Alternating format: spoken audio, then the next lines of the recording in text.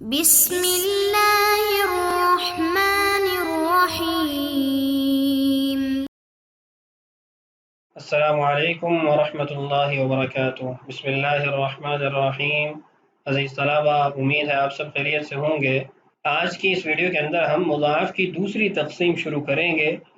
مضاعف کی بحث کی ابتدا میں ہم نے کہا تھا کہ ہم اس فصل کے اندر 3 چیزیں پڑھیں گے۔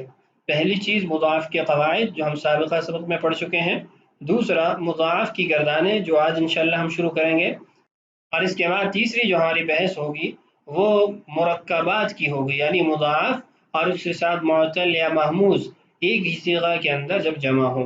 تو آج کی دوسری بحث شروع کرتے ہیں۔ ہمارا آج کا سبق الدرس الحادی والاربعون 41واں سبق ہے، اور ہمارا عنوان ہے القسم الثانی فی تصاریف المضاعف، دوسری تقسیم مضاعف کی گردانوں کے بارے میں۔ المضاعف من نصر ینصر، نصر ینصر سے مضاعف کی گردان مادہ ہے المد، جس کا مطلب ہے الجر، کھینچنا۔ گردان دیکھیے، تصریفہ مد یمد مدا فہو ماد، ومد یمد مدا فذاک ممدود، الامر منہ مد مدی مد امدد، والنهی عنہ لا تمد لا تمدی لا تمد لا تمدد، والظرف منہ ممد، والآلة منہ ممد وممدة وممداد، وتثنيتهما ممددان وممددان، والجمع منهما مماد ومماديد، وأفعل التفضيل المذكر منه أمد والمؤنث منه مد، وتثنيتهما أمدان ومديان، والجمع منهما أمدون وأماد ومدد ومديات۔ یہ تھی صرف صغیر۔ اس کے بعد صرف صغیر میں مختلف صیغوں کے اندر جاری ہونے والی تعلیلات کو دیکھیے۔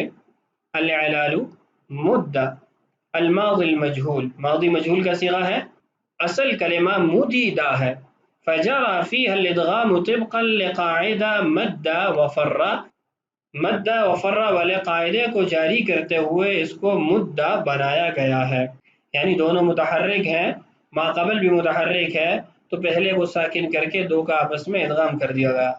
وہکذا فی مدہ الامر الحاضر، اسی طریقے سے مدہ اس باب کے اندر امر حاضر کا صیغہ بھی ہے۔ وفی یمد ویمد طبقا لقاعدہ یمد ویفر، اور مضارع معروف اور مجہول کے صیغے یمد یمد، ان کے اندر قاعدہ یمد ویفر جاری ہوا۔ وفی ماد اسم الفاعل ومماد جمع الظرف والآلة واماد جمع التفضیل طبقا لقاعدہ حاج ومودہ، کہہ رہے اس میں فاعل کا صیغہ ماد، جمع ظرف اور آلہ کے صیغے مماد، اور جمع تفضیل کا صیغہ اماد، ان تمام صیغوں کے اندر قاعدہ حاج ومودہ جاری ہوا ہے، یعنی دونوں متحرک ہوتے ہیں اور ما قبل حرف مدہ زائدہ ہے تو اس لیے پہلے کی حرکت کو ساقط کر کے دو کا آپس میں ادغام کر دیتے ہیں۔ وفی الامر والنہی طبقا لمدہ، اور امر اور نہیں کے صیغے اور تمام جوازم کے صیغے ان کے اندر قاعدہ مدہ جاری ہوتا ہے، یعنی جو اس کو ہم نے سبق کے اندر لم یمد لم یفر کا عنوان دیا تھا۔ الماضی المعروف، ماضی معروف کی گردان مدہ مدہ مدو مدد مدتا مددنا مددتا مددتما مددتم مددتی مددتما مددتن مددتو مددنا۔ تعلیل دیکھیے، الاعلال من مددنا الى الاخیر ما جرى الادغام في الدال لسکون الدال الثانیہ، کہہ رہے ہیں کہ مددنا سے لے کر آخر تک جتنے بھی صیغے ہیں ان کے اندر ادغام نہیں ہوا، اس لیے کہ دوسری دال اس کے اندر ساکن ہے۔ ہم نے جو قواعد پڑھے تھے اس کے اندر پہلی دال ساکن ہوتی تھی، یہاں ہم خود پہلی دال کو ساکن کرتے تھے۔ پھر اعتراض یہ ہوتا ہے کہ مددتا مددتو مددتی ان صیغوں کے اندر کیوں قاعدہ جاری ہو گیا، یہاں کیوں ادغام ہو گیا؟ تو کہہ رہے نعم من مددتا الى مددتو، مددتا سے مددتو تک، جرى ادغام الدال في التاء طبقا لقاعدہ عبدتم القاعدة الاولى لتقاربهما مخرجا، کہہ رہے کہ اس کے اندر پہلا قاعدہ جاری ہوا ہے۔ پہلا قاعدہ یہ تھا کہ دو متقارب حروف بھی، یعنی دو قریب المخرج حروف بھی مدغم ہو جاتے ہیں، تو اس لیے یہاں پر ان کا ادغام کیا گیا ہے۔ آگے ماضی مجہول کی گردان ہے الماضی المجہول، مدہ مدہ مدو مدت مدتا مددنا مدتا مدتما مدتم مدتی مدتما مدتنا مدتو مددنا قیاسا علی المعروف، معروف والی ہی تعلیلات یہاں پر بھی ہوں گی۔ مضارع معروف کی گردان، المضارع المعروف، یمدو یمدانی یمدونا تمدو آخر تک گردان اسی نہج پر پڑی جائے گی۔ مجہول کی گردان یمدو یمدانی۔ المضارع المعروف بلن، مضارع معروف مؤکد بلن، لن یمدا لن یمدا لن یمدو مکمل گردان اسی طریقے سے پڑی جائے گی۔ اور مجہول کی گردان لن یمدا لن یمدا لن یمدو آخر تک۔ تعلیل العلال لم يتغير فيه شيء غير عمل لن والادغام في المضارع قد بقي على حاله، کہہ رہے ہیں کہ ان صیغوں کے اندر کوئی اور تعلیل نہیں ہوئی سوائے ان تبدیلیوں کے جو حرف لن کی وجہ سے ہوتی ہیں، اور مضارع کے اندر جو ادغام ہے وہ اپنی حالت پر باقی رہے گا، یعنی جو مضارع کے اندر قواعد جاری ہوتے ہیں وہ پہلے سے یہاں جاری شدہ ہیں، حرف لن کی وجہ سے سوائے اس کے اپنے جو صحیح کے اندر عمل ہے اس کے علاوہ کوئی عمل نہیں ہوا۔ آگے نفی جہت بلم کی گردان، المضارع المعروف بلم، مضارع معروف نفی جہت بلم، لم یمد لم یمدی لم یمدو لم یمدد، لم یمد لم یمدو لم تمد لم تمدی لم تمدو لم تمدد، لم تمد لم یمددنا، لم تمد لم تمدی لم تمدو لم تمدد، لم تمد لم تمدو لم تمدی لم تمد لم تمددنا، لم امد لم امدی لم امدو لم امدد، لم نمد لم نمدی لم نمدو لم نمدد۔ یہ تھی اس کی مکمل تفصیلی گردان۔ جن صیغوں کے اندر ضمہ اعرابی ہوتی ہے وہاں پر اس صیغے کو 4 طریقوں سے پڑھا گیا ہے۔ الاعلال تعلیل تجری فی لم یمد واخواتها قاعدہ مدہ وقس علیہ المجہول، لم یمد اور اس کے اخوات یعنی اس سے دیگر 4 صیغے ان کے اندر قاعدہ مدہ جاری ہوا، اور مجہول کے صیغوں کو بھی اسی پر قیاس کر لیا جائے۔ آگے ہے المضارع المعروف بالنون الثقیلہ، مضارع معروف بانون ثقیلہ، لیمدن لیمدانی مکمل گردان، اور مجہول لیمدن لیمدانی اسی نہج پر مکمل پڑی جائے گی۔ اور والمضارع المعروف بالنون الخفیفہ بانون خفیفہ گردان، لیمدن لیمدن اور مکمل گردان اسی نہج پر پڑھیں گے۔ مجہول کے صیغے لیمدن لیمدن آخر تک۔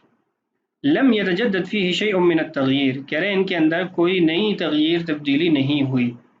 مدہ مدی مدو امدد، مدہ مدو مدی مدہ امددنا۔ امر حاضر کے صیغوں کے بعد صاحب کتاب نے ایک تنبیہ لکھی ہے، ایک نوٹ لکھا ہے۔ فرماتے ہیں لا يجوز فك الادغام في التثنیۃ والجمع المذکر وواحد المؤنث الحاضر، کہہ رہے ہیں کہ فک ادغام یعنی اس ادغام کو ختم کر کے دونوں حروف کو جدا جدا لکھنا، یہ تثنیہ کے 4 صیغوں میں، جمع مذکر کے 2 صیغوں میں، اور واحد مؤنث حاضر کے ایک صیغے کے اندر جاری نہیں ہوتا۔ کیوں؟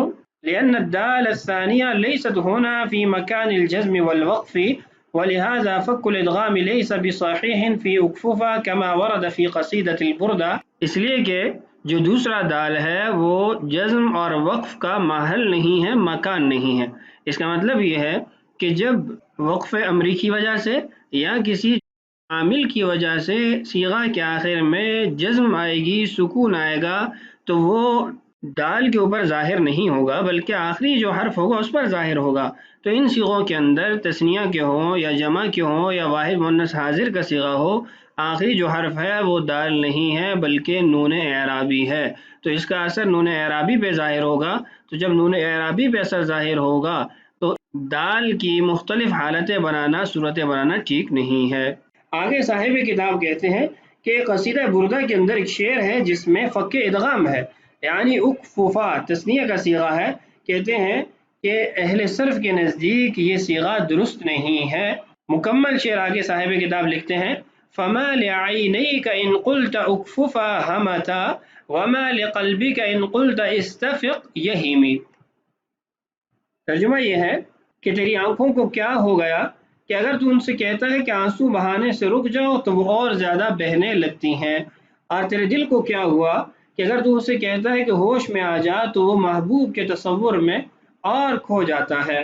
یہ قصیدہ بردہ شریف کا شعر ہے یہاں صاحب کتاب اس کو اکففا کی وجہ سے لے کر آئے ہیں کہ یہاں پر یہ صیغہ درست نہیں ہے اہل صرف کے نزدیک۔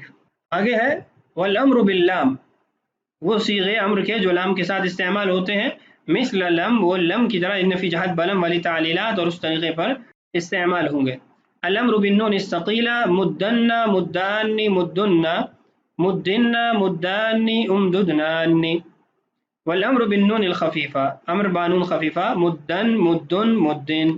تنبیہ لا يجوز شيء من فك الادغام والكسرة والضمة في مدن لعدم الوقف، کہہ رہے ہیں کہ جب بانون ثقیلہ یا بانون خفیفہ کی صیغہ آ جائے تو اس صورت کے اندر قاعدہ لم یمدہ والی جو 4 صورتیں یا 3 صورتیں ہیں وہ جاری نہیں ہوں گی، ان کا لانا درست نہیں ہے۔